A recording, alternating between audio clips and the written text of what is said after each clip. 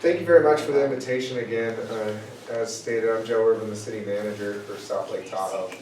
And I've been with you guys before, and I think have had really good dialogue and opportunity to talk about the city's plans with regards to the new multi-generational recreation and aquatic center. It is underway. Our commitment to seniors has not changed from last meetings and the formal letter we submitted to the Commission on Aging last year. There's a lot of details that are taking place behind the scenes that John Stark, our Director of Parks and Recreation, is going to highlight during this part of the presentation. But, you know, there's no secret. You drive down the road a little bit here and the project's going up fast.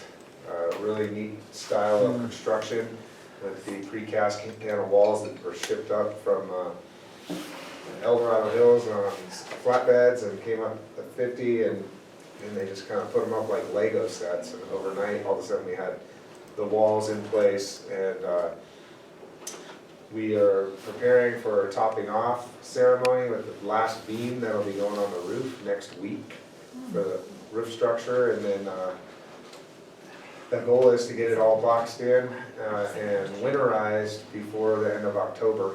So then during the winter months before May, we'll have the opportunity to do inside work so it doesn't stop construction that's happening.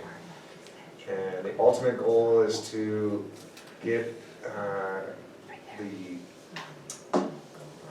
ribbon cutting ceremony, if you will, so we can all start to access the rec center in the first quarter of 2026. So we still have about a year and a half of construction ahead of us, but everything's moving smoothly right now. I will knock on wood because a big project like this has potential to have issues come up, but overall the coordination with El Dorado County, the library, our construction manager, our general contractor is working really well, and I'm happy with the progress of the project. So with that, I'll turn it over to John. Yeah, so, you know, I just want to share this morning how excited we are, the Parks and Recreation Department, for this new project. To me, you know, first quarter of January 2026, it doesn't seem like a far ways out. Seems like that's right around the corner. So for our department, you know, it's really been our priority to ramp up what we're doing in Parks and Recreation to provide more services to the community, really in an effort to get ready for when we open those doors, that there are great programs for everybody to access. So I'm really, you know, happy to answer any questions of you all today for what's happening at the existing recreation center and what's planned for the new building.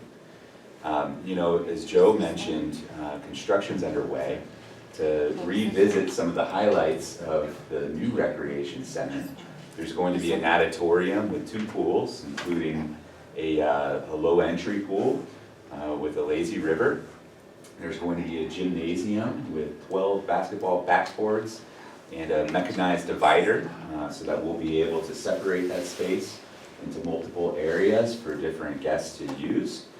There's going to be pickleball, there's going to be an indoor running track, exercise, an event space that's going to be available for rentals as well as for dining, and a commercial kitchen. So really going to be a state-of-the-art modern facility. Looks like we got the presentation up, so you can see some of the renderings here. If you can jump to, let's look at the 3rd slide.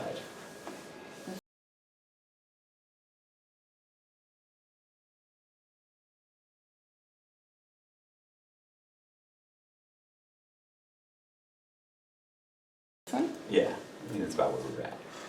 So as I mentioned, some of these different amenities, you know, a lot of what we talk about so far is focused around exercise and athletics, but there's also going to be, you know, space in the new center for arts and crafts, as well as for a dance studio. So lots of diversity in the programs that can be offered. You can go to the next slide. So, you know, I think we really want to reiterate here, as we have in the past, that the Recreation Center is not a replacement for the Senior Center.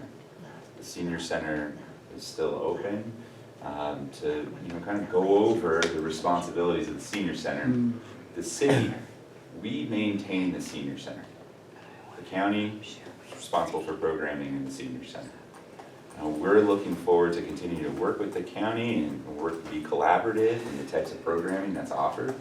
And I really see the new recreation center as being a new opportunity for programs for that would be intergenerational, and that could be specific to seniors as well. So really, it's an exciting time to have an opportunity for new programs and new community focus.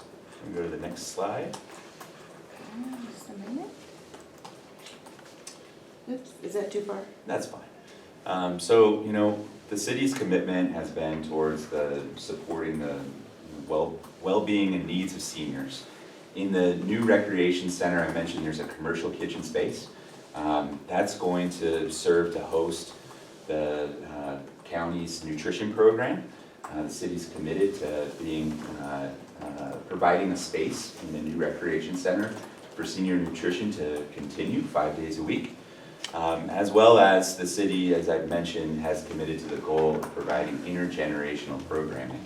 In the city's commitment to the Commission on Aging, last year we provided a letter to you all stating some of the different things that the city are committed to, including the commercial kitchen space, including the meal service, as well as a staffing plan that would include a program coordinator that would be focusing on intergenerational programming. We hired that program coordinator a little earlier this year, and she's off to a great start, providing all kinds of new programs for the community, including some dedicated to seniors. We've started a senior walking club that takes place here on Thursdays, as well as some of our existing programs like water aerobics, pickleball, and exploring new programs that we've received feedback from the community with a desire to see, like arts and crafts, music lessons like guitar lessons, things like that. We've also dedicated space in the new senior center that would be available for rental or space for a private conversations types of meetings. So some of the types of meetings that are going on in the existing center could continue to happen in the new center. Oh, next slide? Sorry. Okay.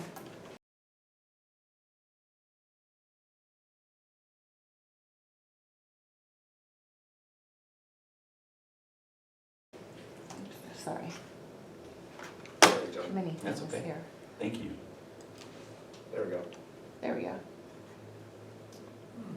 Back one, sorry. Back one, You can just use the arrow probably. There you go. this one? Yep, Okay. thank you. So continuing on this, one of the things that's come up in past conversations has been about on-site senior daycare. That's not going to be a part of the new recreation center. That's not equipped or planned to be staffed at a level that could support that. But that's certainly something that could be Commission on Aging could explore with the county if they want to have that conversation. And then our final one here, let's go to the last slide.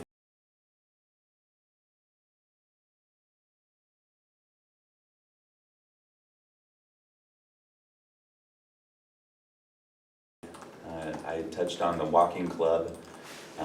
This really goes to, Oh, this end is fine. you can go back.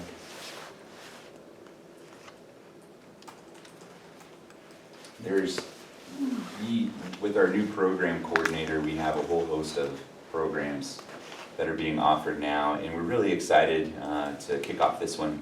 It's begun here just in the past few weeks, and we're looking for more people to join. So really hopeful that there might be interest from this group or people that you could share this great program with. Thursdays, 10:30, meet at the rec center typically. Our program coordinator leads a fun walk. It's usually about a mile or so, and she explores different themes and fun conversational topics. And I think the first one was a walk out to the Tahoe Pioneer Cemetery to learn a little bit about the history, which was kind of neat. But there's going to be, as I said, more programming to come. So I hope you stay in tune with what's happening at the rec center. You can do that via our website. We also are publishing a program guide twice a year. We've had articles in South Tahoe now, so lots of ways to find out what's going on with Parks and Rec. I'm happy to answer any questions. Really quick break before we jump there, we have new vigor in our Parks and Recreation Department with John's leadership and the team he's building. So the programming is really starting to flourish, and it makes me excited to see. There's still ongoing jazzercise classes, water aerobics are things we're looking to plan. And our commitment hasn't changed. I just want to remind everyone that and state that, from last year when we submitted on new staffing plans, I've been very vocal with the city council to say, if we're opening this new recreation and aquatic center, we need to make sure it has the staffing to support the programs and support all in our community. And they're committing to that, and they've added that program coordinator. We'll be looking at adding lifeguards, head lifeguards, maintenance managers. Not only do we want to open this beautiful new facility, but we need to maintain it. And so getting someone in on the ground to understand all the systems, to keep it up and running all the time from the day we open the doors 20 years later, we want to make sure we treat it like we would treat our own home. And so, we're here to listen and hear the feedback. Thanks for that presentation. I'm loving the enthusiasm, Joe. I just wanted to ask a quick question about this hockey team Okay. that's up here. Does that have any interaction with us, with the county, or We're talking about the Night Monsters? that's what they are, the Night Monsters? Night Monsters. Yeah, so they're part of the East Coast Hockey League, 2 below the NHL. And it's like a farm team for the NHL eventually. And they do not have, the East Coast Hockey League, ECHL, does not have any affiliation in California, so they can't practice at our ice arena. Yeah. The ECLH doesn't have workers' compensation to cover their players or coaches who operate in California. So that's something I'm talking to their leadership about, trying to break out of that mold so they can use our ice arena and maybe work with our local teams. We have the Tahoe Hockey Academy, we have the local Grizzly group. John's son plays on that team for the Little Tykes, and we have adult leagues and the Lake Tahoe Lakers. So there's the hockey influence and support has been growing, but they cannot participate with our local involvement there. Thank you. Yeah. Yes, sure. So what's going to happen with the old senior center? And I'm kind of going on rumors when I ask these questions. Sure. Is the program coordinator going to replace the group of seniors that have been running the program, the non-existent programs at the senior center now? Yeah, so the program coordinator is for the recreation center, Okay, not the senior center. not for the senior center. So the program coordinator would support existing and new programs for seniors, for families, for early childhood, everything at the new recreation center. So, Programming at the senior center falls to the responsibility of the county. who's in charge of that? I'm Yvette Winky, I'm the program manager of our senior services program. Okay, So we because do I- have senior nutrition that we operate at here, Right. we have senior legal, Senior Inc. Are you with Senior Inc.? I am. You're with Seniors Inc., I knew somebody was in there. I'm just a public. And Seniors Inc. is on site, and so they bring in activities at that site as well. I asked because I went in there, somebody tried to start a hand and foot card game. I went a couple times, it fizzled out. And they said, you guys should join the senior center. So I said, well, what kind of programs do they have? And they said, well, we have the nutrition program and we have bridge. And I went, that's it.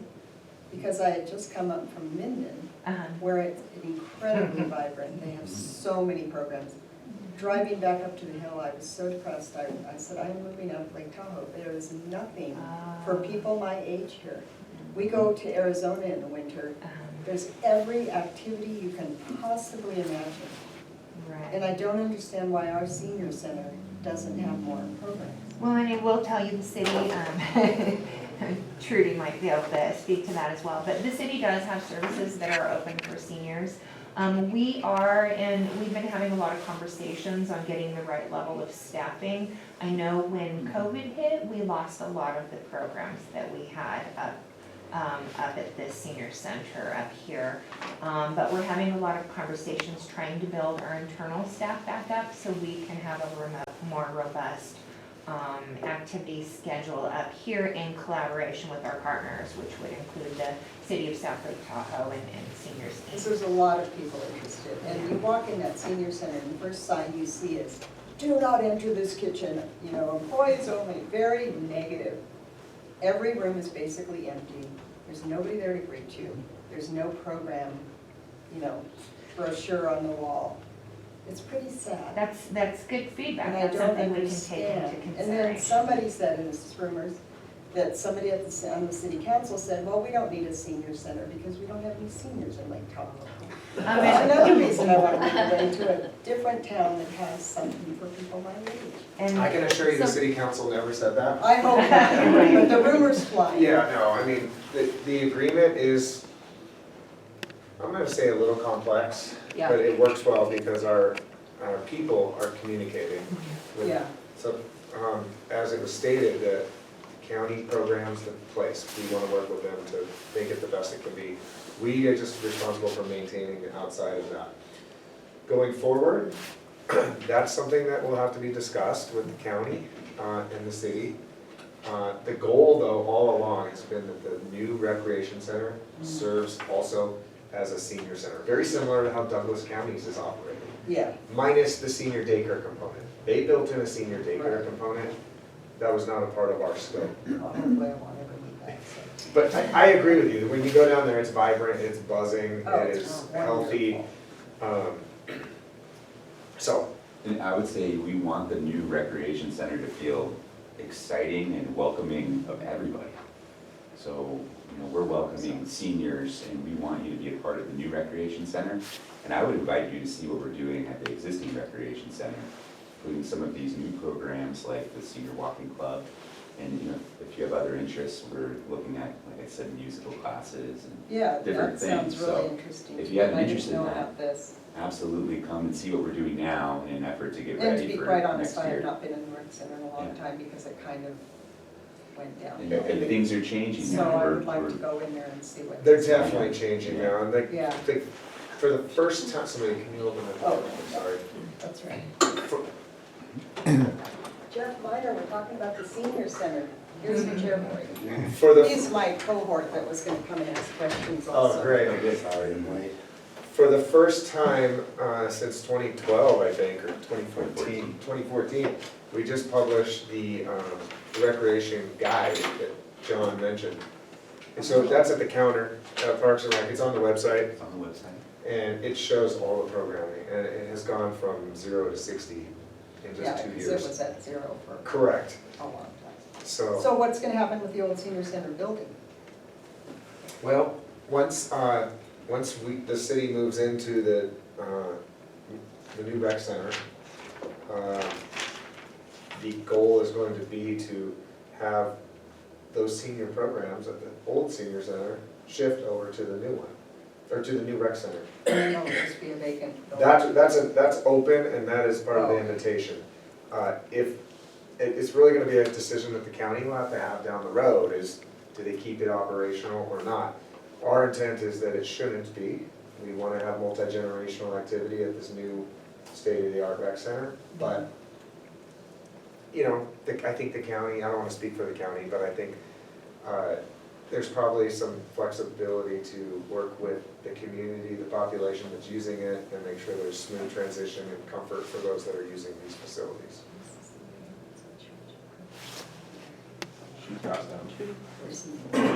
As a representative of Senior Inc., we have had problems trying to expand the services that we have. And we do have Mexican train, we do have bingo, and we do have Shanghai rummy. At the senior center? Yes, yes, we do. Really? Part of the problem that we have is, number one, access, because the doors get locked. And then when they're trying to plan some sort of event, there's this going in and coming out kind of thing. So it's been very difficult for us to try to schedule things, because number one, as you stated, when you walk in the door, you're kind of met with this blank wall, which normally goes into the dining area, which has the representative of the nutrition center speaking for Senior Inc. Because to get to Senior Inc., you have to go down the hall, this little rabbit thing, kind of to the back part of the building. And so we've had membership problems because we can't get more events scheduled that we can plan. We don't have use of a place to fix a meal, which is what draws people in when you're trying to get members and that sort of thing in. Because of the commercial kitchen, we're not allowed to do that. And the last time we tried to plan a membership meeting with crock pots, we blew the electricity. So it's just been a real struggle at trying to build the senior center. We've not had any real, are we gonna have space in the new rec center? Will we have access to the kitchen without having to be charged? Because we were told that we could use the recreation center, the current one, but there would be a fee for us to pay if we wanted to schedule an event there.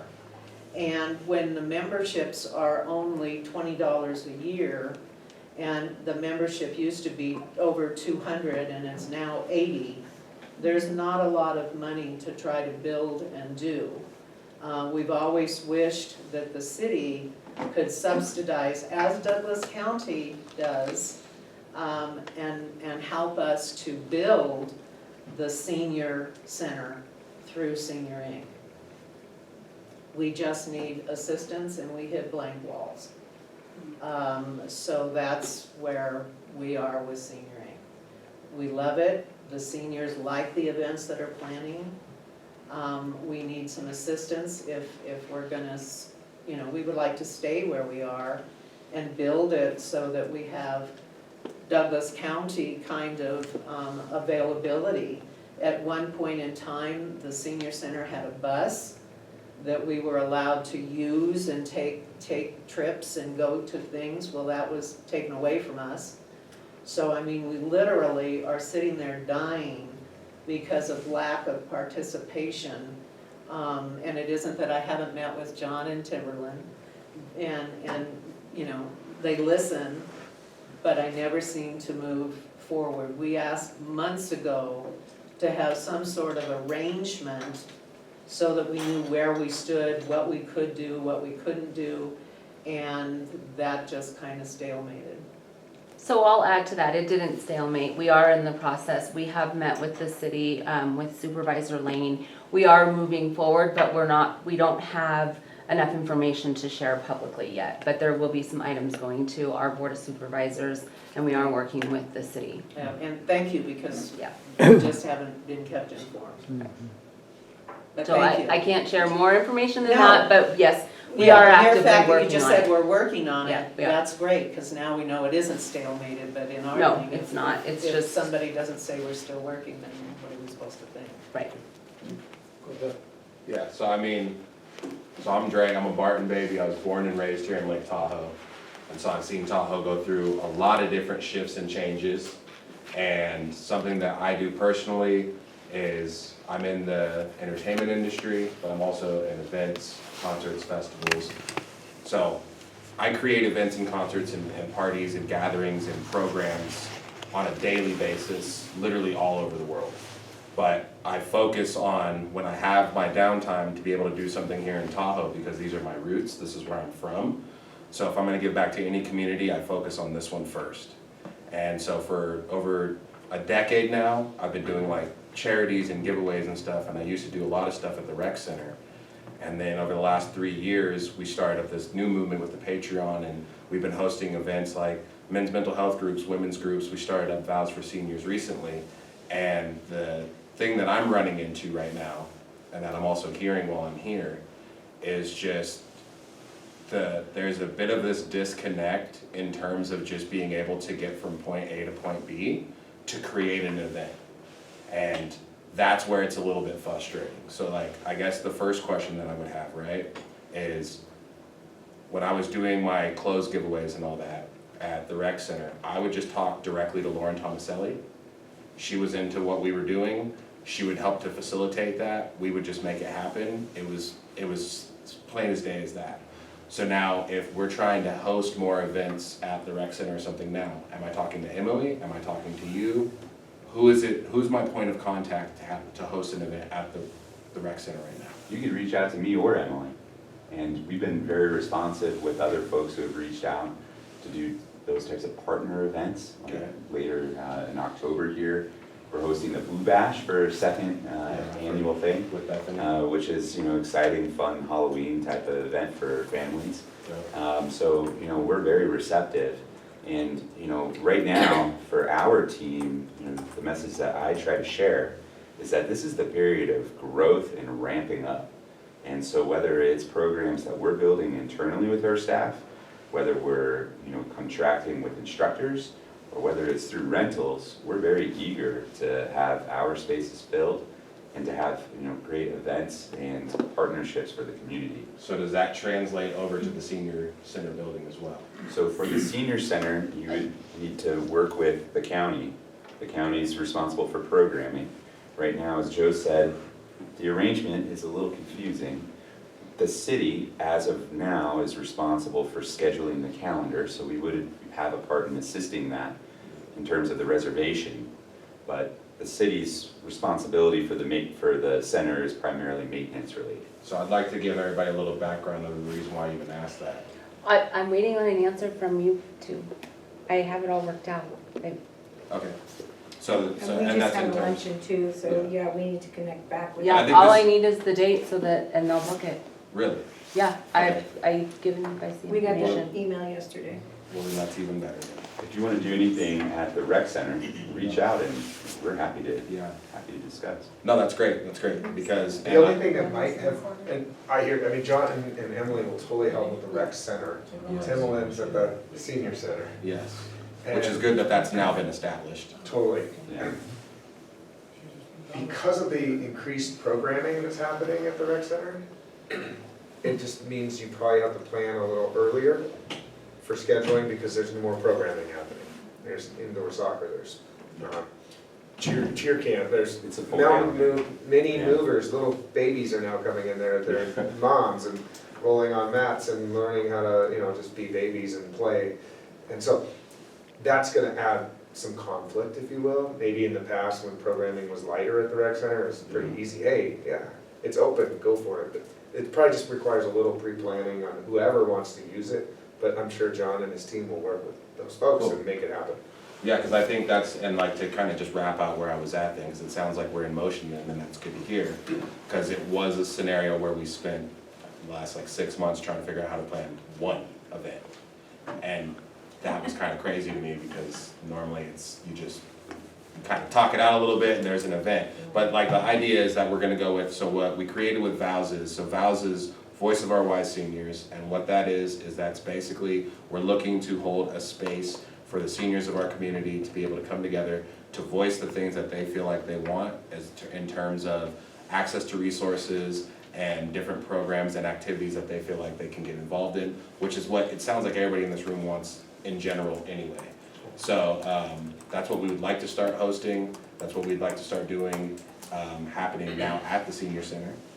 And we'd like to do it the same way that we've been doing with, so the Smiles for Men is supporting men in learning emotional stability. We hold that once a month, every month. It's a free program for all men to come together. And it's just a place where guys can talk things out and kind of figure out where their heads are at and try to get into a positive space. And we have a different local leader each time. I'd like to also try to provide something like that for the seniors as well, where that means that we can bring in speakers from outside of the area as well to even come in and to help to advise. So glad to hear that there is some motion and that we got somewhere with that. And there's plenty of room in the senior center. Well, and that's what we're aiming to utilize because I'm on board and I have been for uniting this community. And I'm tired of the roadblocks, I'm tired of the pointing fingers. If we can't work together, then this is never gonna happen and our community just dies. And then you got all the tourists, you got all the new corporations, you got everybody taking over our small town, which I'm not ready to give up. So if we can't unite and expedite this, then we're gonna have a problem. Jim? I've got two questions. One, real quick, we're talking about like this walking club, recreation for seniors. Has there been any thought given to supplying senior exercise equipment that can actually be used by everybody else too, but is very specific to seniors? And has there been any thought to that at all? There hasn't been anything specifically, but Yeah, we would certainly be interested in I would hearing be about what you're surprised if interested you in. said yes. Yeah. Because we've been behind the eight ball since the beginning of this. I remember I ran a committee when this first started, the 56 acres, when this thing started. The second thing I want to mention is when we talk about programming, and we have a programming director that's going to schedule things, and then I hear about all these other things flooding in the very beginning, we were promised, because of there was a thing between the city and the county that said initially, we would have the same square footage at least to provide the same programs that we have. And then that went to, okay, there's gonna be somebody that schedules it, but they said, oh, but the seniors are gonna have priority.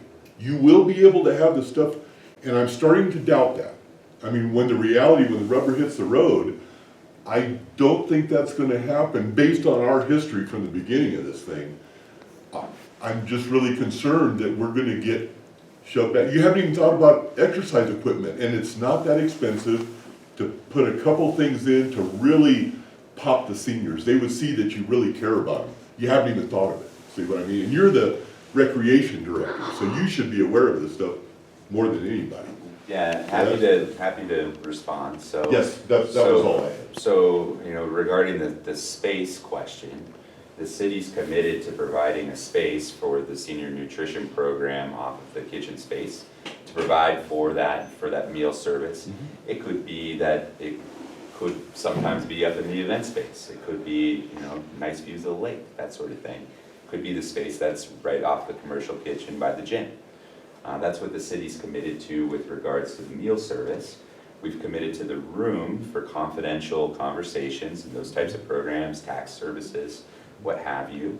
And then we have committed and delivered on hiring a program coordinator, as you mentioned, which has been fantastic. And yes, we're ramping up and offering all sorts of different programs, including some senior programs. And at this stage, we have not yet done our lease agreement or purchasing for our furniture, fixtures, or equipment for the building. In fact, right now we're fundraising for it with the South Tahoe Parks Foundation. So there's still plenty of opportunity to lend input for the types of equipment that you'd like to see in the exercise room. So I'd be happy to speak with you, Jim, and see what interest you might have in terms of providing some feedback for the types of equipment that you think would benefit seniors the most. Okay, the place where the people eat, that's a given. If you're gonna give them a meal, you gotta give them someplace to eat. Which in the beginning, we weren't sure where that was at either. So we've kind of nailed that down. And there was a question about, are they gonna go upstairs through the elevator with everybody else to try and get a meal? So a lot of the stuff has kind of been nailed down, I believe. And then you mentioned, the only other thing you mentioned is, we have programs that have confidentiality. You can't have somebody sitting out in the gym talking about some of these things. And so you did mention there's gonna be that room there. There is a private meeting room that And that's about we it. can reserve for that. That's it for the seniors, kinda. That's what we've committed to, Joe Right. mentioned our letter last year. Right. We've, bulleted those items. That, And that's as the what you project said. and as we've been, planning for our staffing, we've hired this position. This is what we're committed to, and we're beginning to deliver on some Are of you these guys items. still committed to prioritizing program space for seniors? Yeah, the entire building is meant to be intergenerational. Well, you just said intergenerational. The question Right, was, are you right. still committed to prioritizing space for senior programs, as you said in the beginning? Because we're gonna move this whole thing over there, out of a building, and then we're stuck with whatever we get. So that's the question. The entire building is open for the entire community. There is no Again, one, there is, I'm missing the word priority, which is what you hooked on in the very beginning There of this is- whole process. there is no one room that's dedicated, or one space that's dedicated solely to Correct. seniors. So we have to ask 3 months ahead. There'll if be we- storage, there'll be covered space, there'll be. Yeah, but I'm not hearing. If there's a Mexican train game that wants to take place and Yeah. be on the schedule every Wednesday at We 9 get a.m. the in the same morning, shot as everybody else. that'll be on the calendar. There's no priority is what you're saying, is that correct? There is We for are the, definitely gonna work with the seniors and prioritize the time they want. yeah. Okay, that's what I wanna hear. Yeah. We're gonna get priority over somebody. But we're gonna look at the whole scheduling. Oh, I Like, understand, when are it's a big kids out of picture. school? I understand, it's a If big kids are out picture. of school at 3 o'clock in the afternoon, Right, and Timing? they need space for their after-school programming. so we would, I understand that too. I just wanted to hear You get that to you look at guys it were still holistically. committed to prioritize so we can get our program, so we had, I don't wanna lose anything by making this move, is what it comes down to. I understand. We- I thought we should expand a little bit. What a great time to do that, but that's not gonna happen. We're fighting for what we have, so that's all I have. That's good. No, thanks, Jeff. Raylene, next. Okay, I hear what you're saying, that we're going to have space. And I'm thinking, okay, we're gonna have maybe Mexican train, or we're gonna have bridge, or we're gonna have something like that. Where will this happen? In this big gymnasium? Will you block it? Because I heard you say you blocking it off, so that they could be there. Or where will these seniors be? Because I come from a place called El Dorado Hills. And I've been there 40 years, so I saw it before the senior center. I know exactly what intergenerational meant to them. And that meant, we had the closet that you said, but when it came to our activities, our lunch, everything else, it happened in the gym. They would drag that screen across, and it worked pretty well, and like you said, until the kids got out of school. Those seniors then shared that space, because the kiddos had one side of the screen, the seniors had the other. And those seniors couldn't talk, they were distracted by the noise from the kids. So if that's in the plan as dedicated space, I really worry about you walking into the same thing, because the seniors can't deal in the same way that you might as a younger person deal. So anyway, I just thought I would share El Dorado Hills history is, I think, exactly what you're walking into. There's one thing I imagine some of the activities will be in the gym, but there's also breakout rooms, aerobics, dance studio room, arts and crafts room. So those are separate, their own private door, and for programming purposes, those would be available as well. But we had that too. We had the dancers in one room, we couldn't go in there because their dance stuff was there. And we had this room, and no one couldn't go in there because they had other stuff in there. So, once you dedicated a dance room, it's a dance room. Once you dedicate any other, it's a room. Understood. Good conversation for sure. This is what I don't understand. I'm in a There meeting. was a lot of money at one point in Yeah. time Right. to make the senior center what it is today. And I understand that it's not a new building, but it's got a Oh, lot really? of space and a lot of room. And seniors like to be I'll with go. seniors. Right, And right. I don't understand Right. why we couldn't have a little equipment in the room for exercising in the current building and meeting the needs of not multi-generational, but the seniors. And you've got the building, I just think it is not being utilized the way that it should be. And let Senior Inc. coordinate with somebody to how operate that. If I don't know if the kitchen's still gonna be there, or you're gonna take that equipment and move it, or exactly what the plans are. But I see that as a functioning building for seniors, and I wished that it could be utilized to that capacity. None of the equipment will be moving, it'll stay there, and the future of that, the existing senior center, will be the El Dorado County's decision on what they want to do with that. So, yeah, I would like to add to that, and this is also a little bit of a question for the county as well. I also agree that we should be looking at plans on how to best utilize that senior building now, because we're talking about, there's like a 1.5-year lull right now before the new building's even done. So this next 18 months. That is what we're working with the city on. So my question is,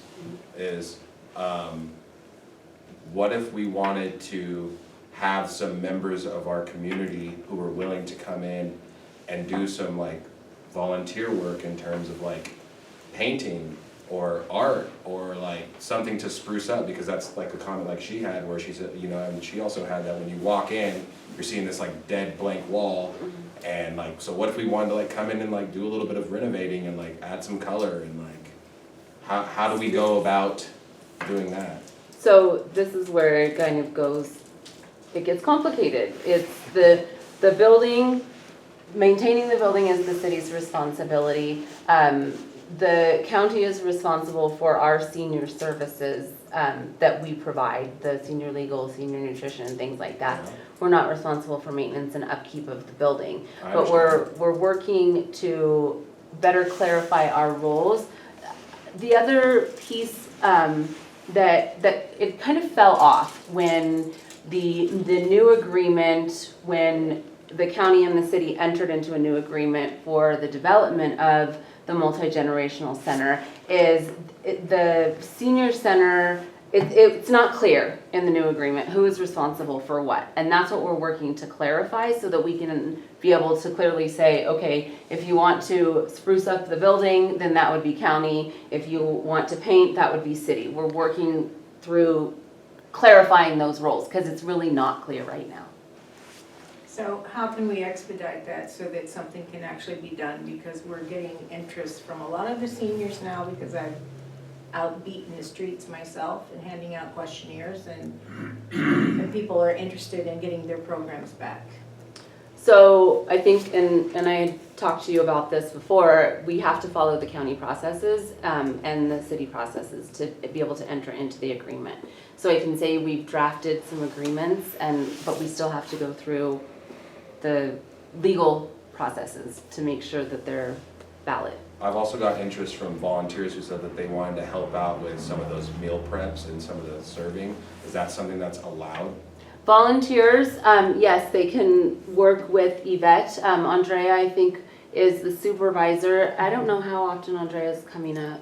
She comes up pretty frequently. Our program coordinator that's overseeing your nutrition, she's at the site fairly frequently. I met her.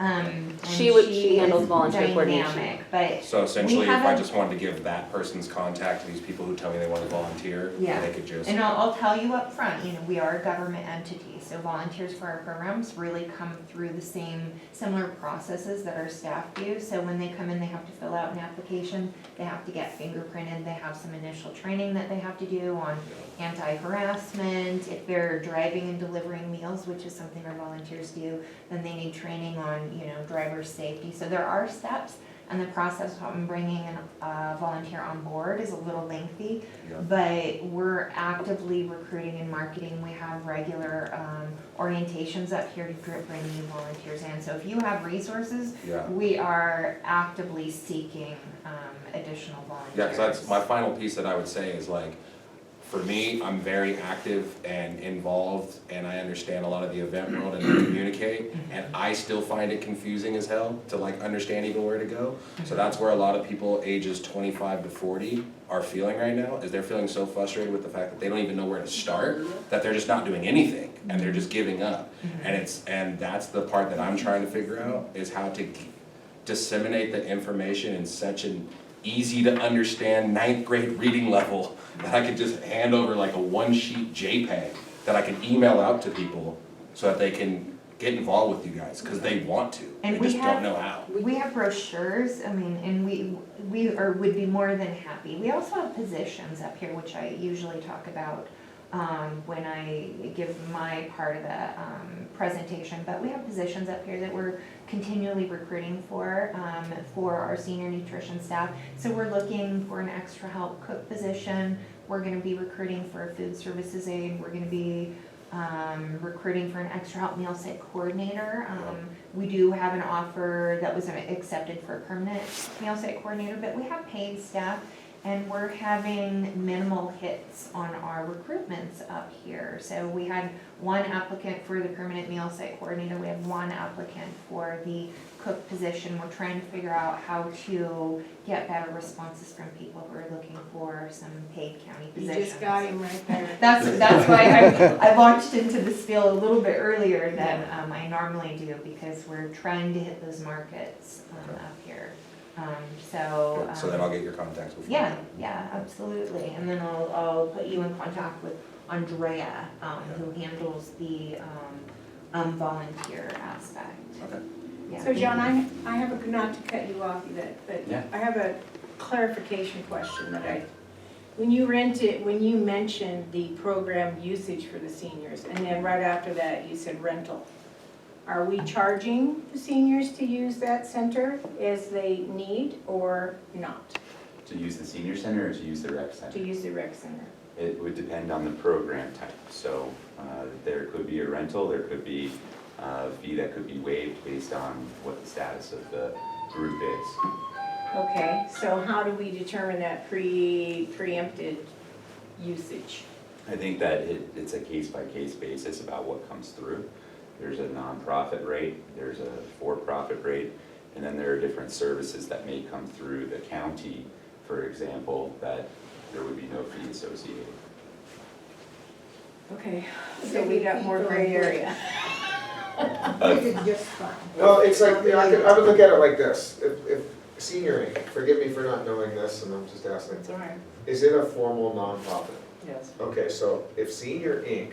called John and said, we wanna rent the Aspen room. I'm sorry, it's a not-for-profit, it's not a non-profit, it's a Be the not-for-profit. Same, Yeah, that's okay. same concept. But if you called and said, we wanna use the Aspen room for something, then there would be a rate that's lower than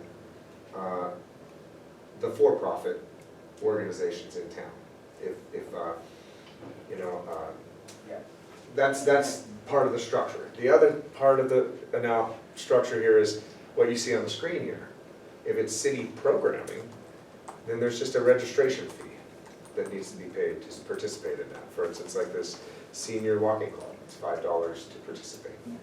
There could also, just to add to it, there could also be, you know, as we've done with some other types of programs, we form a partnership. Correct. So if Seniors Inc. wanted to lead the bridge program, where we're not paying an instructor or our staff's not instructing the bridge program, that could be a free partnership use of the space to develop. Well, and that's community why I'm programs. getting at that, because we have a lot of people interested in assisting us with the programs for the seniors as volunteers. Yeah, That's an And I amazing am approach. not willing to make a rental fee to get that done, to have my seniors go in and do something. and we're happy to work with people on that. So right now, for an example of a program, we're doing, it's called Accessible Yoga, and there's no fee that's being paid by the yoga instructor. They're offering that to be able to accommodate anybody in the community that wants to join in a yoga class. I thank you for that answer, and I respectfully suggest that we do not get rid of the existing senior property, because you can host your own programs at no cost. Basically, because we still have the people, volunteers that want to come in and do programs. And that's where I'm going with this. I don't want to make it about money. Money gets ugly. It's about supporting our seniors, and that's straight up honesty. And if we can't unite in something like that, then that's beyond me. I can't get my brain around that. So, that's my spiel. Is it true or false that there's no heat in the senior center? So it False. can't be used during the winter? It's false. Okay, thank you. I've just heard a lot of rumors. All crushing rumors We don't today. keep all of the prices on high, but there is heat. So as a matter of fact, sometimes it gets too warm in there. Okay. Is there a definite process or a definite commitment that the old senior center will remain in place? Because when we first started talking about this, there was talk about closing it or destroying it or whatever. is that building going to remain available as a senior center with the word senior center written on the building? Or is it going to? My answer is that is a El Dorado County decision in the end. So Ray, what I can say about that and what I know is the current lease agreement allows us to move into the new multi-generational center with our programs, but it also gives the county discretion to use that space.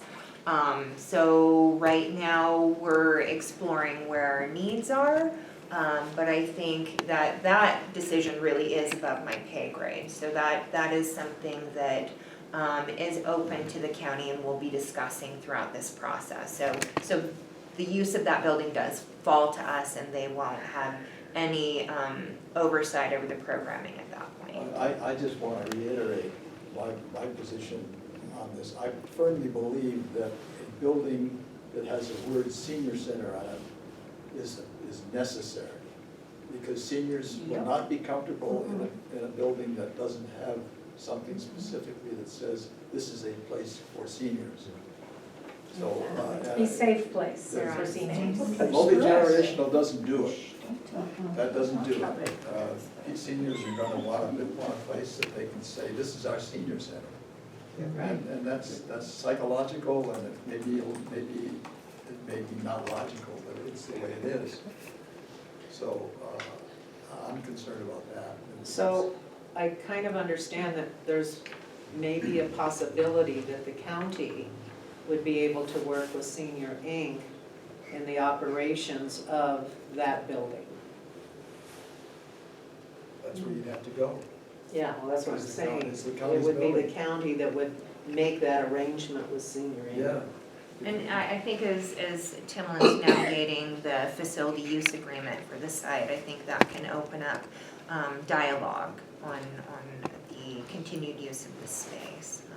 And I think, of course, we always want to hear your recommendations, your thoughts, and your feedback, where your concerns are, you know, and even when you were talking about the exercise room and the equipment, I will say when we met with the city recently and we went into the rec center, they have a beautiful room with equipment in there, and I think Yasmin and I both thought what we could do with that space. So, you know, hopefully as we continue to navigate the forward momentum of this project, that we can have conversations on what is the best way to identify maybe an hour or two where our seniors can use the space or reserve it for specific timeframes. I know, you know, we're not really that far in the process yet, but just kind of identifying where we need to have conversations. I hear, you know, with the work that we already do with seniors, I mean, I hear your points on they do want designated space. They want to feel community. Well, the senior set, the multi-generational building can be an asset that accommodates the seniors and the seniors who come out of the senior center and go there. So but still, I think it's really appropriate and necessary for it to be a senior center. And the senior center can utilize the other building as an asset as the other building would allow them to. But the fact is that they can go and they play their cards in a building that says senior center on it. I think that's important. So, Yvette, I have put out a question to some knowledge that I've gained over all this fun stuff. The initial senior center was donated from an elderly person who has passed. How did the county end up taking over the senior center and having all say on that? Nobody can answer that question. Oh, see, I hadn't even heard, I wasn't aware of that level of history. Do you think know? that what I always heard was there was a large amount of money that was donated to it Yes, and to that do also. upgrades. And that also. But I never heard that it was donated in the beginning. I have heard through some people that are knowledgeable that that property was donated specifically for seniors. By the Johnson family. Thank you. And then there were funds raised through a bond that allowed improvements and stuff. And this is actually, I think, before the city kind of came in. Because at that point, it was Senior Inc. who did a lot of the remodeling with those funds in the building. But it's my understanding, and I'm trying to find the Johnson granddaughter, that within the giving of that land to the city, or whoever it was donated to, I don't remember, that it was always supposed to be maintained as a senior building. And I'm Okay, trying to get let's- documentation That for would be that. important. Yeah, I'm trying to reach her. Okay. Is there a chance for someone else? Yes, go ahead, go ahead.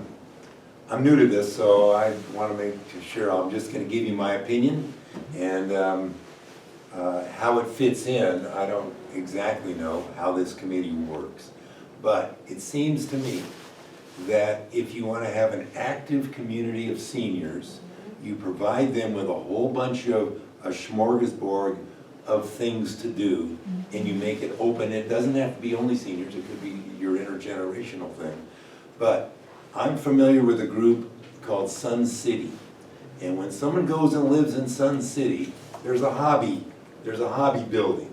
And in that building, there's leatherworks, and there's woodworking, and there's glasswork, and there's pottery, and there's all these kinds of hobbies that people can do. And guess what? They're full, because it's like build it and they will come kind of a thing. When you provide all of this smorgasbord of things, people will go, well, I've never tried pottery. And look, it's available, and I'd like to try it. The city in its wisdom, or I think it's the city that's doing the new building. Yep. Didn't provide a whole bunch of buildings like they did, a whole bunch of rooms like they did in Douglas County. In Douglas County, they have that huge senior center or a rec center that has all these rooms, and you can have whatever your hobby is, you can find a group of people that want to do that, and it would attract people. But for whatever reason, I told this to Thomaselli when she was kind of heading that up, and I never got any purchase with the designers. So my comment is, build it and they will come, provide, it could be that old senior building, but whatever or it could be, when you talked about dividing rooms between a large room, guess what they do at the casinos? They take a huge room and they have this ceiling to floor wall, and now you have 3 rooms where it used to be a big one, and you can't hear between them. It's a big serious wall. If the people that built the senior center had tracks, that you could divvy it up into 4 different small rooms, but they had to have thought about that ahead of time. And I'm not convinced that they did. So my first comment is, provide for the seniors and they will come and they will participate. And you don't go begging, oh, please give me my little room. The people that build it provide it. And because you're trying to provide a vibrant senior community, and you do it by providing all these wonderful hobbies that people can get involved in, with instructors, blah, blah. All right, that's my comment. Thank you very much. Okay. Thank you. I think it's time to wrap this up. We've heard of a variety of ideas, opinions, and there's a lot of work to do, obviously, between the city and the county. And we certainly, as a commission, want to be involved as we can be with our recommendations as you go forward. And certainly we'll work closely with the county, since we are an advocacy group and support the county in their efforts to provide for seniors. So I thank you very much, Joe. Thank you for the opportunity, I appreciate it, great feedback. And yeah. In summary, the relationship is improving, the county and city on this. This input will help make the services better. Okay. Some of the ideas Mr. Minor just brought up, John's building those programs. We already have more going, so, anyways. Okay. Thanks for the invitation. Okay, Thanks, thank you everybody. very much. Thank you. Really, really important. Appreciate it. Thanks, man. Can I get your info? What's your step? Does that have Andrea? Thank you. No, I don't Sure. have. Shoot me your email. See you soon. I'll send it to you. I'll put you in contact with Yvette was the missing. John, I'll see you later. link. All right, see you, Joe. Gives me emails, but we didn't read it, so there's the. Thanks. Okay.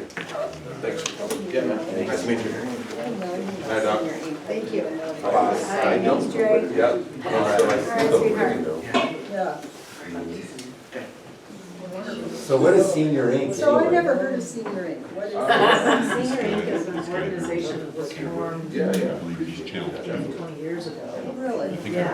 Okay, we need to I move just on with Googled the Senior agenda. Inc. Okay. Oh, let's start out for me. Where there's the city. I didn't. I have. He's asking.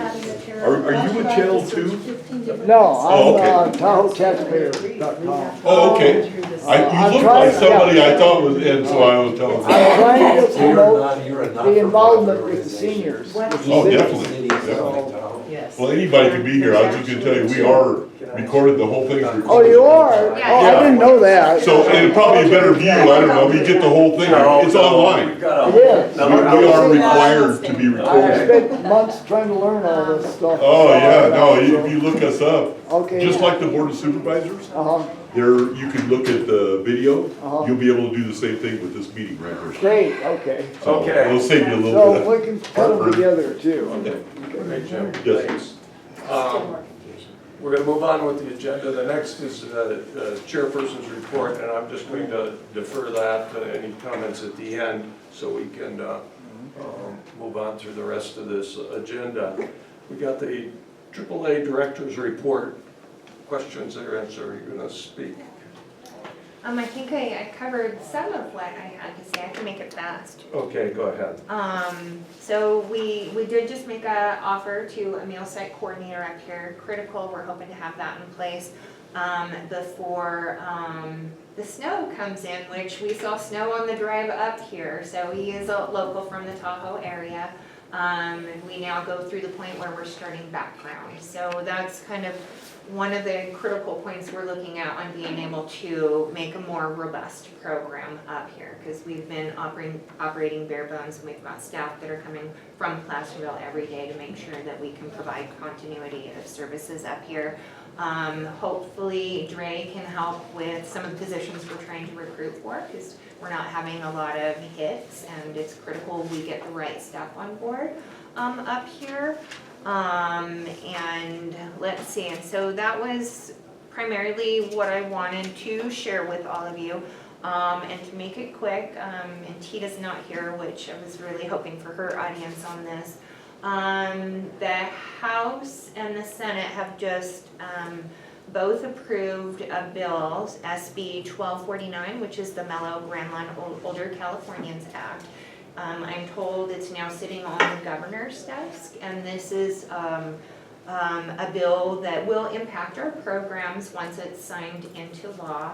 I have been meeting statewide with our area agency on agings to discuss the impact to our different communities on what this law will do, but they're looking at restructuring. The California Department of Aging is coming in, and they're looking at restructuring the planning and service area boundaries. So right now, El Dorado County is its own planning and service area, which really, works well for county government and our county structure. But there are some areas that have combined counties and different planning and service areas. And so there's a lot of variety in structure, but the state wants to come in and look at that and see if population merits a restructure in those planning and service areas. So we're not sure what those services. There are some possibilities for changes, but if those changes aren't being funded, it's going to be impossible for the AAAs to implement. And then the third category on that is they're looking at changing the methodology on how the funding is allocated to the AAAs, because the current funding methodology takes some old information into consideration from the 90s, and so we're giving the state feedback on that. So we anticipate changes will come with this, but right now, because the state's just doing information gathering, we're not sure that what that will look like, but they expect the governor should sign that by the end of the month. So I just wanted to put that on everybody's radar, because there could be opportunities for feedback from the Commission on Aging as well. And so that's my short and sweet. I can stop there, but that's an overview.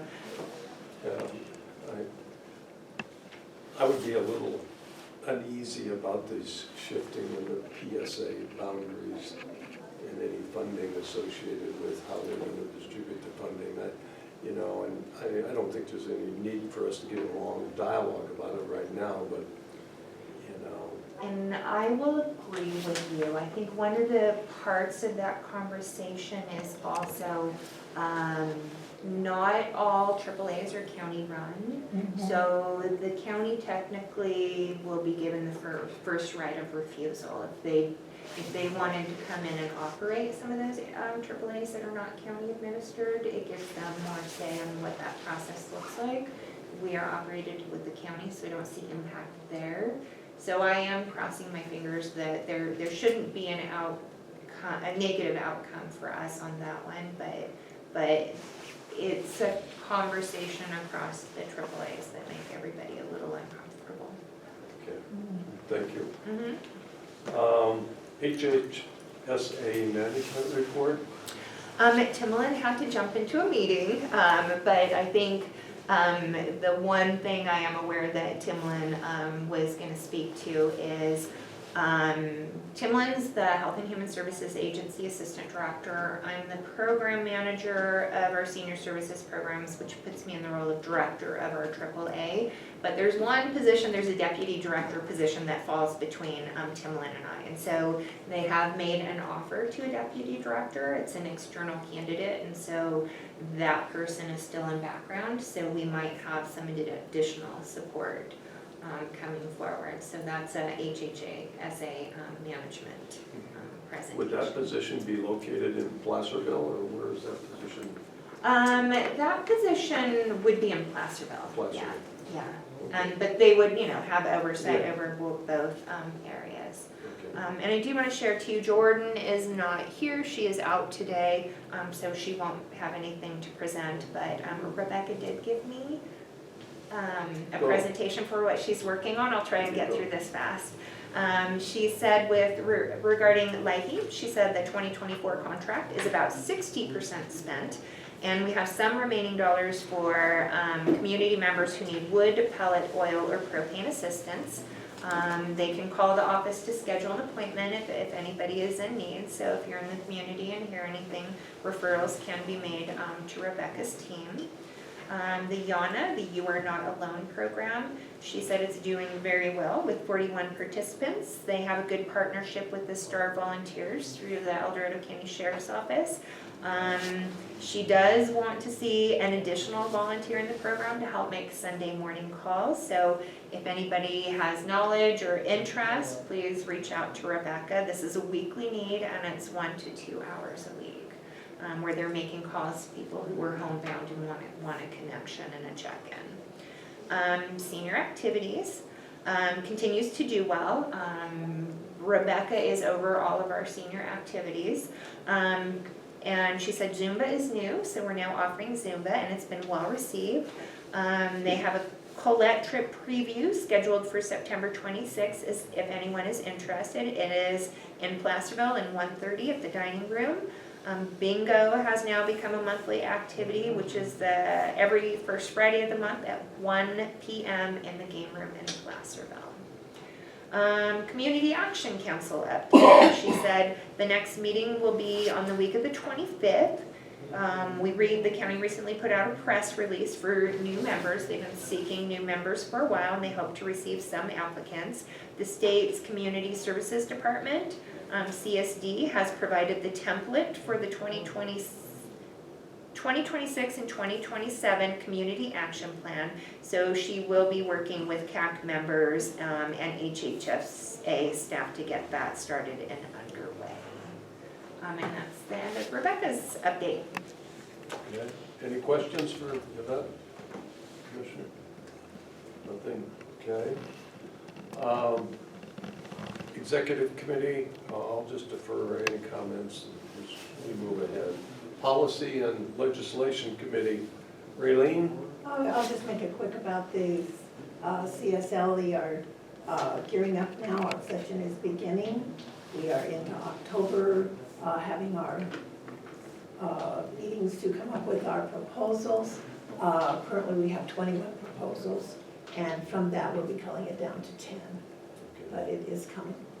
Okay. Make it short. That is short. Thank That was you. nice. Okay, moving on. Outreach and Education Team. Okay, I'll make that short too. So anyway, we have been sort of busy. We've had about 20 presentation events that we have done. And we have some ongoing activities that we do. And I think one of the things that we have made a connection with the newsletter for Pollock Pines, and we're hopefully going to be able to publish through Jordan articles with them on a routine basis so they get to know us. So we're working on trying to get that done. One of the things I do want to talk about a minute though is you sent out the outreach opportunities, and I thank you for doing that. I know we all had a chance to read it, we talked about it last time, but what I think now that we have a real process that it's in writing, I'd like to encourage everybody to look out to their areas where they have contacts, whether it's types of organizations, parks, whatever is doing something, having an activity, having an event where we could have a table or do a presentation or something that could bring information to that public that's there that are not aware of our best kept secrets. So if you could do that and we follow this, I'd love to work with all of you on this, and we can just see if we can increase our scope over the county and help Jordan as much as we can, because we're really there to support her. And we'll do everything in coordination with her. And in events that these things are something she wants to pick up, then it would be her events. But we just need to have your resources. So hope you'll take a look at this and get in touch with us and see what we can do to grow our outreach. That's it, put there. Okay, thank you very much, Raylene. South Lake Tahoe, Keith, Lorraine. Yes. Yeah, I'll start. Thank you for listening. I know it was a little more contentious than I think I expected it to be with our speakers. I personally feel we did not get what we were promised. But I think it was important that we got the opportunity to speak. I think they were listening. I think the conversations are not finished yet, so I think it was important that we were able to push those conversations forward. And so I think overall it was very positive for us, and I think it enhanced, further conversations. I did expect Mr. Dre to speak a little bit more, and Lorraine maybe can touch base on that as well as the work he's doing with Timlin and Supervisor Lane and Mayor Bass as well involved. So, I think we touched on it a couple times, that the conversations are happening and people are talking, and we are working on a lot of things. And I don't know, I'm at least a little more comfortable knowing some of the things that were brought forward today. So I hope you all feel it was positive. I'm just gonna reiterate kind of what he's saying, and my goal is, and will be, continue to be my goal, is to keep people on task. Yeah, conversations are being had, but now, let's not get them stalemated, and let's keep pushing forward is my job to do here with Keith. Dre is a powerhouse. He's just got so much energy and so much to build in this community that he's a great part of what we do. And him and I are the ones that have been pushing from behind the scenes. He won't take credit for that, but he's just a positive, wonderful individual who is well educated and getting this project going too. So I can't say more about him. Yeah, he's got a lot to offer, and all of our intentions are is to get our seniors up and moving and back out into society and being able to have their say back and just, you know, enjoy life, because they've kept them in the corner for so long. So that's our goal, and I'm gonna be holding everybody accountable, just so y'all know. Go Tigers. Well, you know, it's time. It's just time. Steve? Yeah, thanks, Mike. Lorraine, I'm a little interested, I've been on the commission for a long time, many years, and we've had different interactions and relationships with the Seniors Incorporated. Do you feel comfortable with the way it is right now? No. I'm not gonna lie, no. But Trudy, the one that was here, Yeah. she's a very good asset. She's very knowledgeable, and she is their accounting. Her and I have been working together off-site on conversations and what we want to see this program go to. And yes, there are some roadblocks, and we're working on that. And that priority of who owns the property is number one for me right now, because how did everybody take over when it was always donated for the seniors? And nobody can answer that. So that's another direction that I'm going towards. And if we can rectify that, we can step in as Aging Commission and just kind of determine what we want. Speaking Not as putting you in the corner. Well, and that decision would be County Board of Supervisors. Yes, You know, Speaking and as that's, an I've attorney, reached out to Brooke as well, sorry. speaking as an attorney, it's very important that property, that bequest of a property Right, be obtained and somebody have a chance to look at it, because yes, that thing might be controlling. Yes. Those people left that property and they probably put conditions on it. So you need to get the documents if you Yeah. can. And I'm not sure how you do that, if you can find the attorneys that drove it Exactly. or whatever. yeah, So I would make that a priority. yes, Say, Ray, let me just ask a question.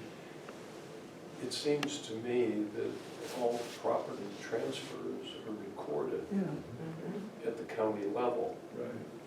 And so going to, you know, That the may- office. That may be the first one. Yeah, Okay. it's a planning, you know, I forget the. But if you can find that person who's an heir to that property, yeah, and talk to them, that would be important too. oh yeah, because she's got paperwork, I'm She sure. may have the paperwork, Yeah. but she could also be a witness if there were Yeah. gonna be some kind of a suit filed to require those things to be, you know, if they've gone away from what the person who requested that land, that property, then you can sue to bring it back. Right, So, just, you know, I think that's a very important aspect to get to. We're gonna get thrown out of here at noon. Yeah, I Yeah, know. we've I got, hate to be the bad guy, but we need to press on. yeah, We get out in the weeds, you know? We're not far. we'll get there. Well, we got a lot of stuff. We got a closed Just- session. Yeah. I'm last as always, and I got a lot of stuff because I work hard. Yeah, My committee works hard. No, I shouldn't say I work hard. thank you. okay. Next, membership committee, Steve. Make it quick. We do have our member picked. Where do we stand on that, Bob? Pardon? On our new member? We're going to have a closed session to vote on the new member Okay, here in 5 minutes. that's what I 5 minutes? thought. 4? I don't think so. Okay, is that it? That's it. Okay. The Community Action Council, Yvette gave the report on that. Aging independently, Steve and Ray. Yeah, just to be brief, we are still trying to get our hands around this thing. It's huge as far as what we can do. I think that the Commission on Aging has got to be the vehicle for educating the people about what they need to do. So we need to make resources available to the senior committee about what kinds of issues that they're facing. we made a list of all the various issues, 13 issues that are important to people who want to age in place. I just added one. Number 13 is identity theft. We need to address that for seniors because it's something Oh that's, my God, it's a yes. major thing that's happening to seniors. And the remedies are not like what they used to be. Banks are not paying people back for money that's being stolen. Anyway, but we're working on that idea, is to get those 13 issues. Is that something that the committee should be sharing after you've decided as, with all of the commissioners? These are the Yes, I issues? think so, because this particular committee is doing, almost every issue is something that the entire commission is related to. This is basically the whole Commission on Aging, what we do. And we've got one committee that's trying to pull it together. Okay. One last thing, we would like to welcome our new member, Joan Fuquay. And she was very helpful in our first meeting. We enjoyed some of her insights, so we're looking forward to more. Thanks. Okay, TAC report, Jim, and housing for seniors. Okay, Tina wanted me to pass this along while she's out having a great time on her vacation. She's the one that goes to the CCOA TAC meeting. That's the California Commission on Aging, and TAC is AAA Council, so it's the next level up. And she wanted you to know that they had a Village Movement California. They did an update, and they did in fact, I'll just say if you want to see it, and you don't want to go on there, I have it, she has it, if you want to see it. The village concept is one of the concepts of housing, but it's not just small houses for seniors. There's a lot of things that go along with it, programs. It's a community, and California is getting big on that, and we are too, so that's why that's there. On to housing for seniors. First of all, I thought on the agenda there was an item for a letter to the COA from us. We wanted them to tell us about what happened at that meeting that they, let's say it's a public hearing. Remember we had a letter that we all approved, but we held back and we gave it to the individual supervisors. We've gotten 2 responses. No, it went out. Oh, it did? It went out. Oh, I thought we were, oh. No, I apologize if I was supposed to tell everyone when we got I there. thought it was on the agenda. That's where I saw it. Okay, I'll move on, no problem. Anyway, as soon as I got the responses from all the commissioners that their boss knew about it, it went. Okay, excellent. Yeah. I was asked recently to come up with a statement of purpose for the housing committee. And I will send this through, I tried to fight to keep it on one page. And I can't say I was surprised at all the stuff we do, but looking at it on a list, it's pretty impressive. I will ask Yasmin to send this out to everybody so you'll see, because there was a couple things on here that I'm sure you're not aware of. Now, as far as anything else, I'll try and be brief. We've done a lot of things since we've seen you last. We are, well, just real quick, Ridgeview Manor. Does anybody know it's a 31-room place in Placerville that used to be the sanitarium? It is now affordable housing. There are single rooms with a hot plate. It has been for quite a number of years. The owners are trying to sell it. So I went, along with Housing El Dorado and the city of Placerville, to do an inspection on it, along with Volunteers of America. They were gonna kick in money to keep this thing. Well, once we looked at it, we realized there were some serious issues, and they're not real hip on that idea anymore. So we're not sure where that's going, but we're involved. Your housing committee is involved. Upcoming, this is something you want to know, Bass Lake Family Apartments. In the upcoming Board of Supervisors meeting at 3:30, they're going to hear, there was an action before the zoning administrator on this property to add a parcel. It's one parcel. It's at the corner of Bass Lake and Green Valley, if you can picture where that's at. There's a watershed. They wanted to make a separate parcel for the watershed so they wouldn't have to deal with it with this parcel. It went to the zoning administrator. The zoning administrator said, that sounds like a great idea.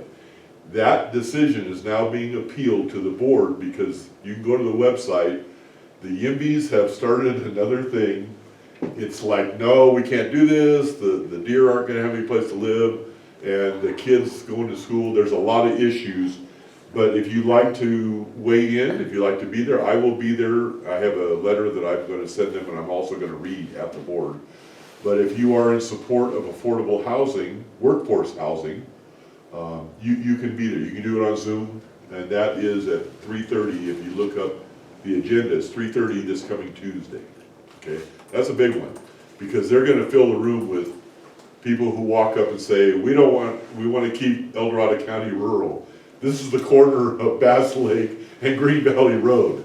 It went from rural a long time ago. This last parcel is the only thing there on that corner, so, but they will do this. That's the, They wanna tear down El Dorado Hills and they keep it country. that's it, they wanna keep El Dorado Hills country now, finally, yeah. So, Raylene's working on setting up a meeting with us.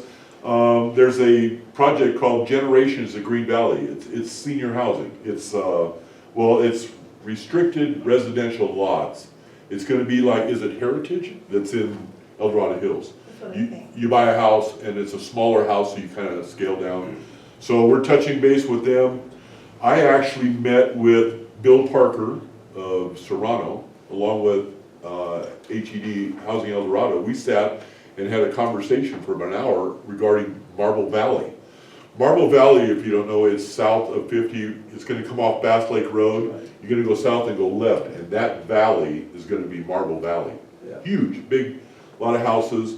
Bill Parker is very amenable to having affordable housing, some workforce housing.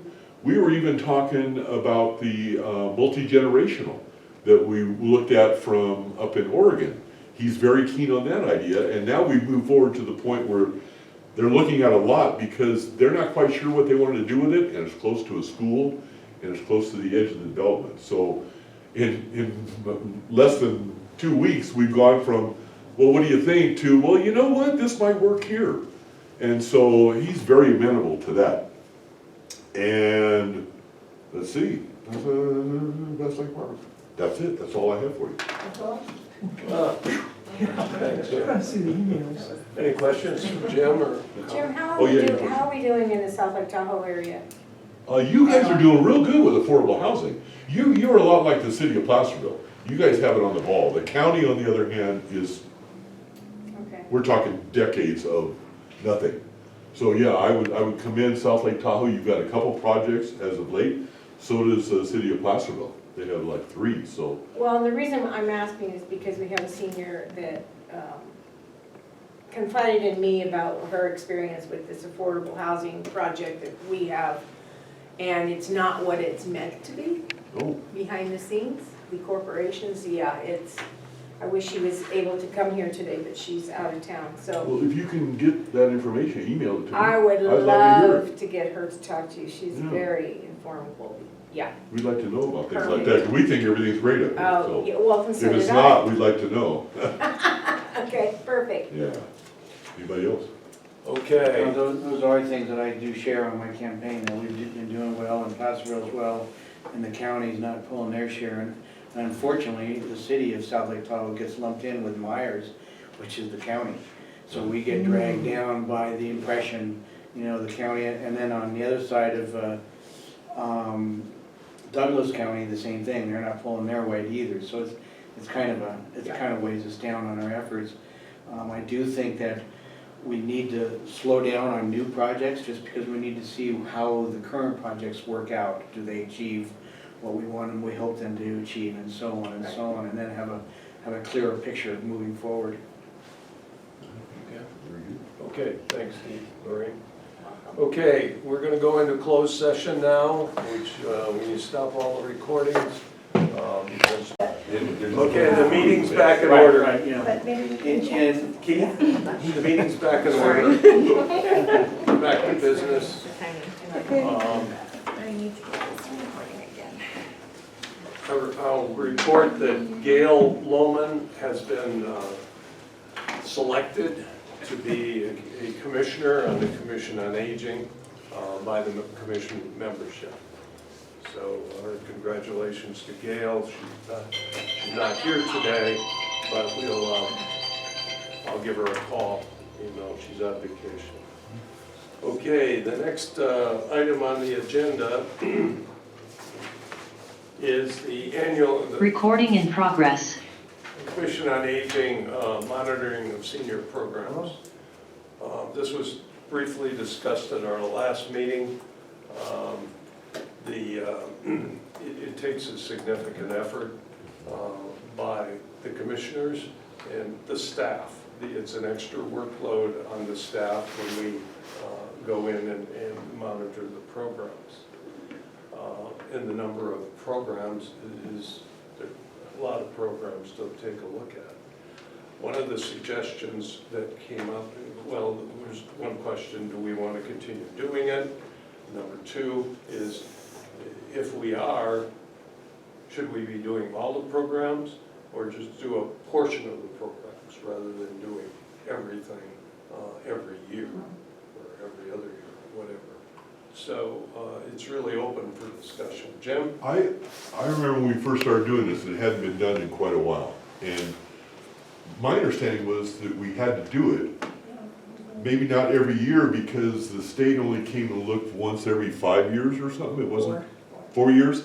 Yeah, so it wasn't that they came and looked every year, but we felt at that time that we should probably be doing something because we hadn't done anything. And I don't know what the consequence of not doing anything is if there is none. Okay, well, there's that. We don't have to do it, so that's a plus. We don't have to do it. I think if we do it, we need to do all of it. We don't just piecemeal it, because I was part of it when we did it, and it's, if you know, it's like eating an elephant. You cut it up in small pieces. If everybody's involved, it wasn't a big thing for anybody, so.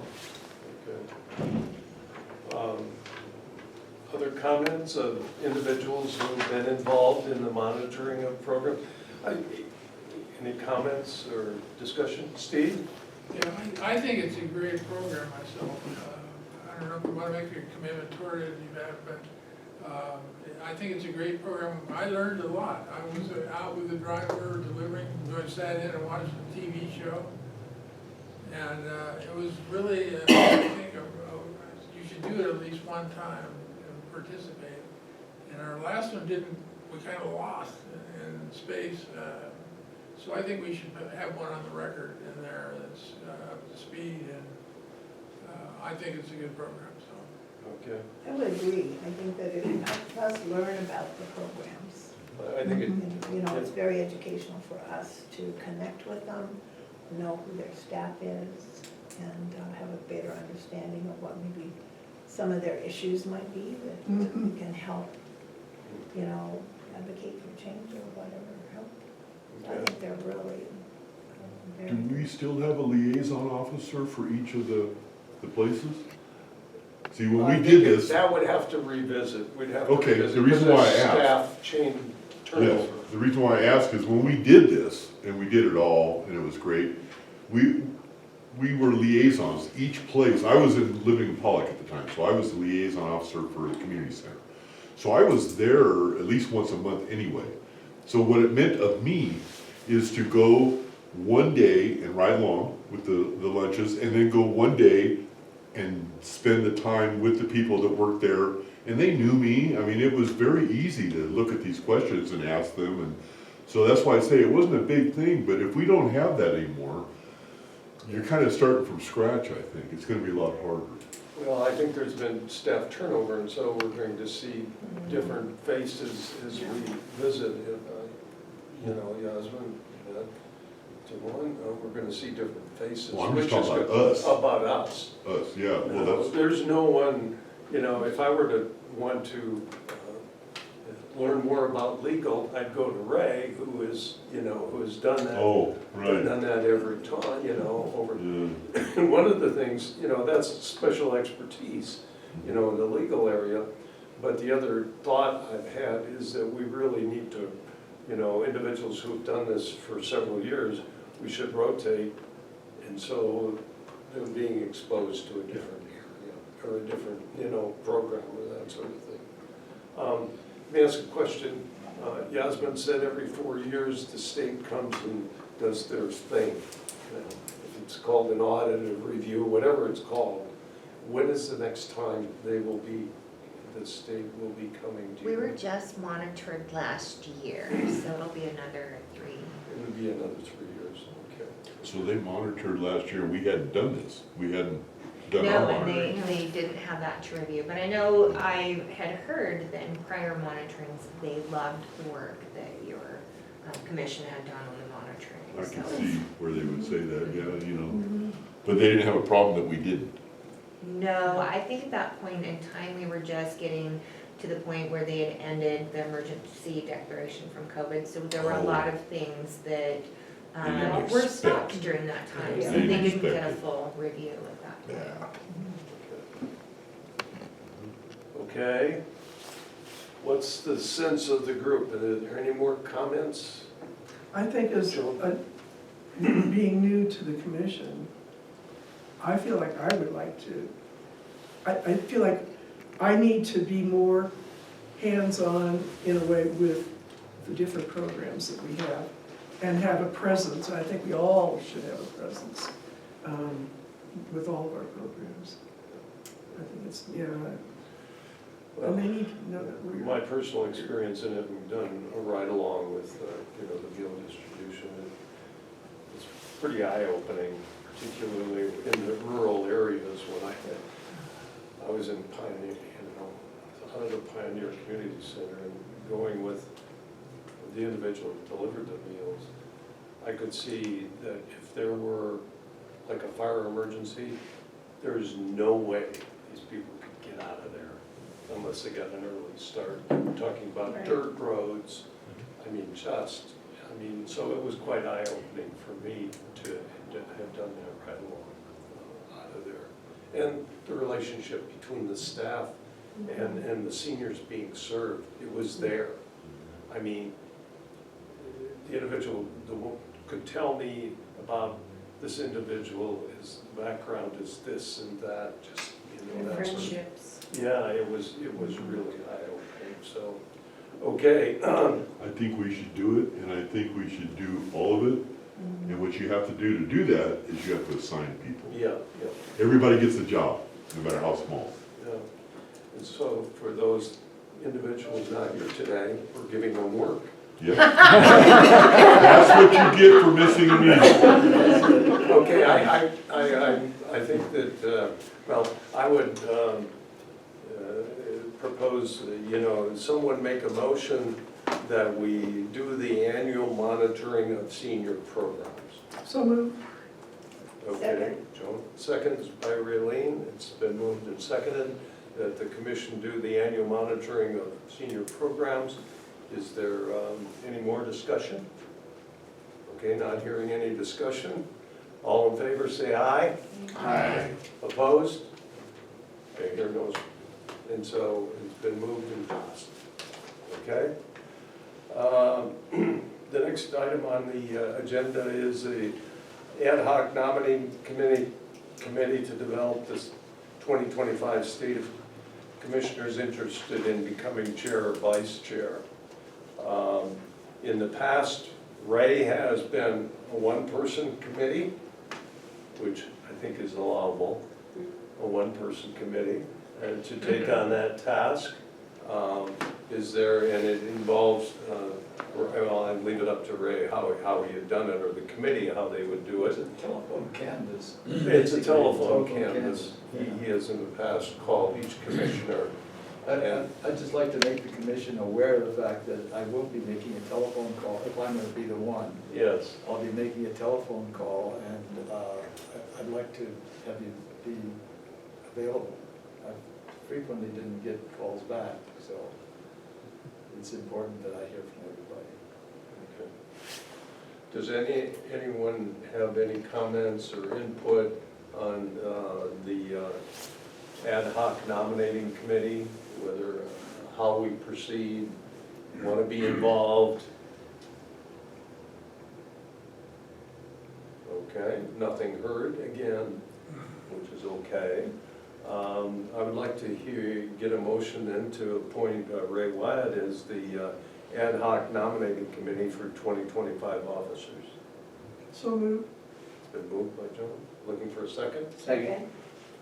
Who seconded it? Keith. Keith, okay, it's been moved and seconded. Can I object?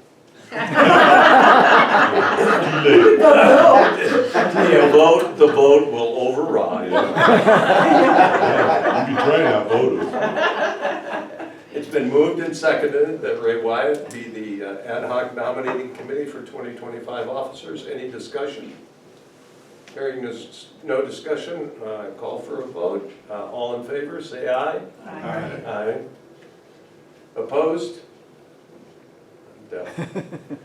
I hear none opposed. Ray Wyatt is the ad hoc nominating committee for 2025 officers. Okay, open forum. By the way, I'm open for bribes. And he doesn't need much. Maybe the bribe is the non-return of your call. That's probably the bribe. Okay, now is the time, it's an open forum for members of the public to address the commission on anything that's not on the meeting agenda that they would like. So I'll first ask for any comments for individuals in the room. Yes, sir. Jeff Miner, and I've already made my comment, which is we should be more involved with hobbies. And so I'll just restate that. And I wanted to ask you guys, are any of you from the South Lake Tahoe area that are on this thing? So we have two. We have two commissioners from the South Lake Tahoe area. From South Lake Tahoe. All right. Keith and Lorraine. And if a person wanted to get to call someone and ask a question, or without coming to, this is like a monthly meeting, which are normally down in Placerville. Yes. Or you move them around, actually. Twice. Twice, Twice we're up here twice. Twice May and a year. Yeah, Is it possible to call someone and talk to one of the commissioners? certainly. I All mean, right. You can call them and talk to them. And your stuff is on the website for your, Yeah. Am I on there yet? I think you probably are, but I'm not sure if your phone number is. or an email, So, any way to contact you guys? if not, you can give, I think we talked, you can give me a call and then I can give you their Okay, information. I just want to, as a senior, and I've never been to one of these things before, didn't really understand that it existed. Want to make sure that I have access to people without driving down. And I would love to invite you to our next vows meeting, which is the 29th Of which month? of this month. We have one every month so that we gather seniors, we get your input, we get everything that you guys want to see in our community, we get your feedback so that we can Okay. implement. And that, how do you spell that? Vows. VOWS? VOWS, Okay. yes.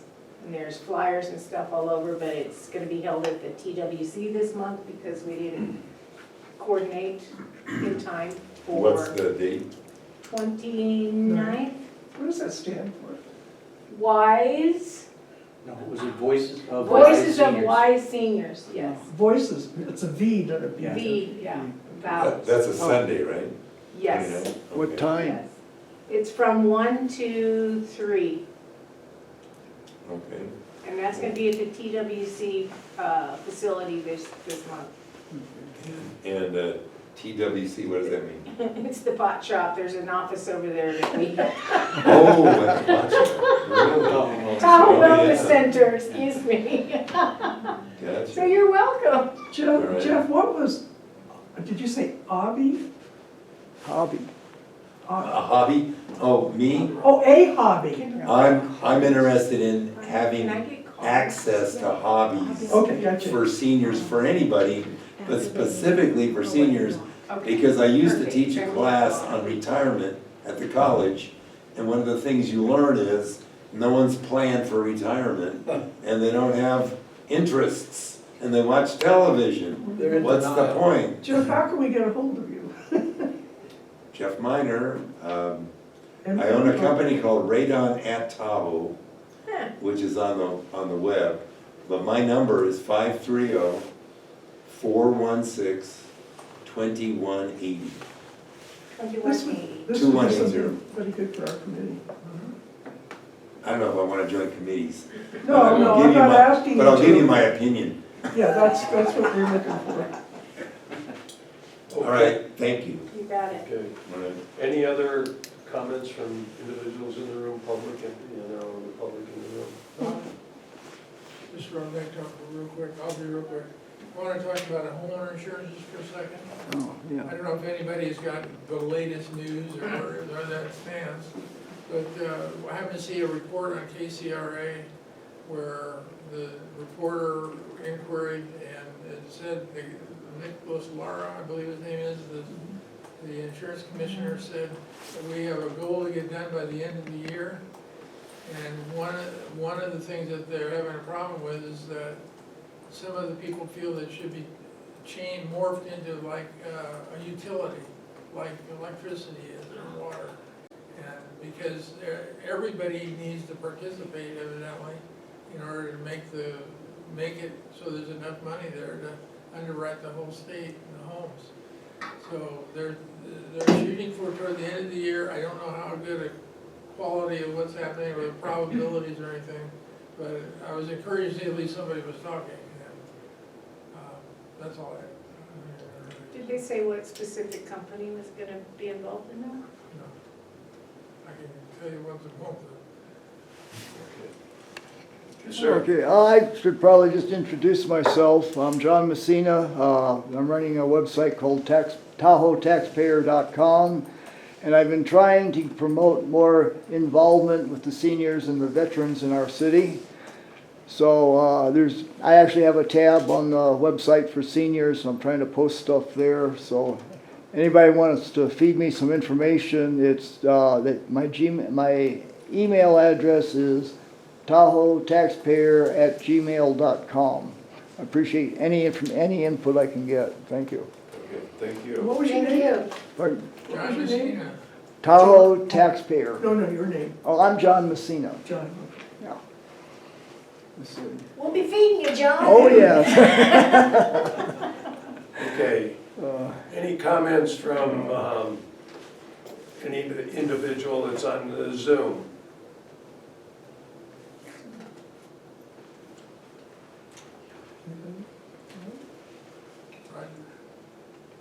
They're all muted. No comments. They're all muted. Okay. Okay, nothing heard. Our next meeting is October 17th at the El Dorado County Sheriff's Community Room. It's be at 9:30 in the morning again on Thursday, October 17th. Okay, with nothing further heard, we're adjourned at 11:00.